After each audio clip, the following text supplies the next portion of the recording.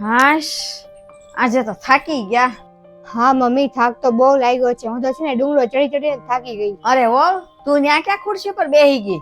આમ રસોડામાં જા ને બધા હાટું ચા પાણી બનાવ. તારો ભાઈ ને તારા પપ્પા તો હુઈ ગયા છે, થાકી ગયા ને એટલે.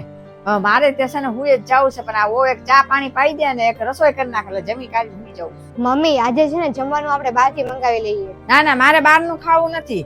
મને છે ને પાસન ન થાય. હા તો પછી છે ને ભાભીને રસોઈ કરાવવા હું જાઉં છું. ના ના, તું હું ત્યાં જાશો બનાવવા? હો ને બધી ટેવ છે બનાવવાની, એ બનાવી નાખશે. ટેવ છે?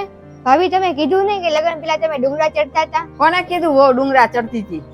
અરે મમ્મી, ટેવ હોય તો જ તેને પગ નથી દુખતા મમ્મી. આપણે બધાને પગ દુખે છે ને દુખતા મમ્મી. અને મમ્મી, વહુને છે ને દીકરી માનવી પડે. ખાલી દીકરી કહેવાથી છે ને દીકરી ન બની છે મમ્મી. અને છેલ્લા 4 દિવસથી આપણે છે ને બહારનું જમવાનું જમતા હતા. ત્યારે તારે પાચન થઈ જતું, હવે નથી થતું. આજે એક દિવસ ખાઈશ તો મમ્મી. અને જો તને કહી દઉં છું, તને છે ને રસોઈ કરવાની ટેવ છે ને, તો તું તારું અને પપ્પા છે ને ખીચડી બનાવી નાખજે મમ્મી. હું છે ને મારી હાટું, ભાભી હાટું ને ભાઈ ઓનલાઈન મંગાવું છું. સારું, તો અમારી હાટું મંગાવી લેજે. બે હાટું હું જમવાનું બનાવે ખોટું.